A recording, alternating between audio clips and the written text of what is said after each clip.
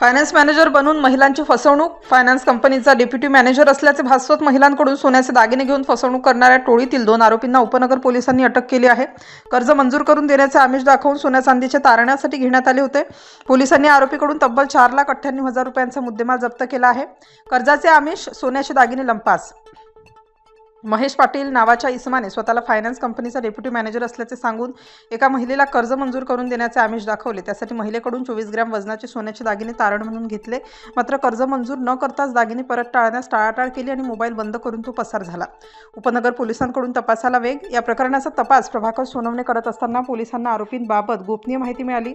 तांत्रिक विश्लेषणाच्या आधारे आरोपी छत्रपती संभाजीनगर रोडवरील नांदूर नाका परिसरात असल्याचे पोलिसांच्या निदर्शनास आले. नांदूर नाक्यावर पोलिसांचा सापळा.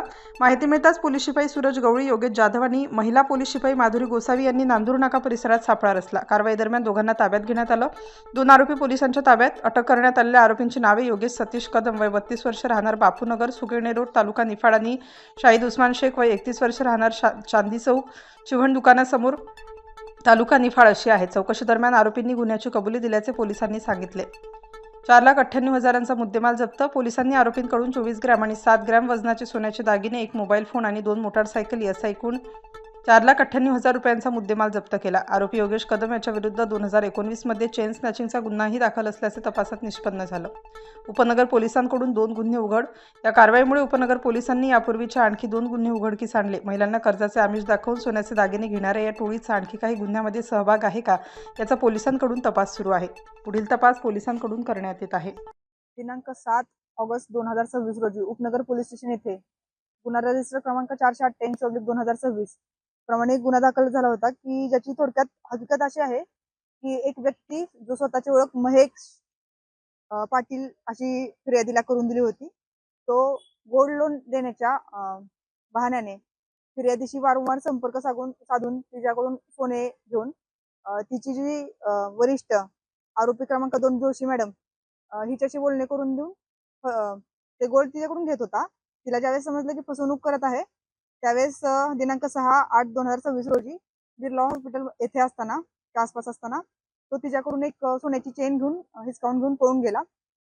तर पोलिसांनी ह्या गुन्ह्यामध्ये घटनास्थळावरून एक बाईक जप्त केली होती, की ज्याचा बाईकचा नंबर चुकीचा होता. त्यामध्ये आपल्या डीबी टीम, उपनगरच्या डीबी टीमने बाईकच्या मूळ मालकाचा शोध घेतला. त्याचप्रमाणे त्याद्वारे जी बाईक सध्या कोणाच्या ताब्यात आहे त्याचा शोध घेतला. त्याचप्रमाणे सीसीटीव्ही फुटेज चेक करून आरोपीपर्यंत पोहोचले आणि आरोपी ओझर येथून मिळवला. यामध्ये हा आरोपी डीबी टीमचे पोलीस अंमलदार सुरेश गवळी आणि योगेश जाधव यांनी घटनास्थळावरून ओझर येथून ताब्यात घेतला आणि सदर आरोपीवर आडगावमध्ये 2 गुन्हे 202/2017 त्याचप्रमाणे 203/2017 हे दाखल आहेत अशी माहिती मिळाली.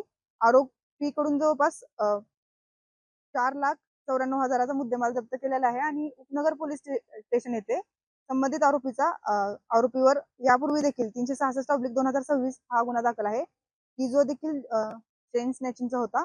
आणि आरोपीचं मूळ नाव विचारलं असता त्याचं मूळ नाव योगेश कदम असं मिळवण्यात आहे. त्याचप्रमाणे जो जोशी मॅडम म्हणून मॅनेजर आहेत अशी ओळख करून देत होता, त्या व्यक्तीचं नाव शाहीन उस्मान शेख असं आहे, असं डिटेक्ट झालेलं आहे. पुढील तपास हा PSI सोनवणे करत आहेत. Star news bureau, Nashik.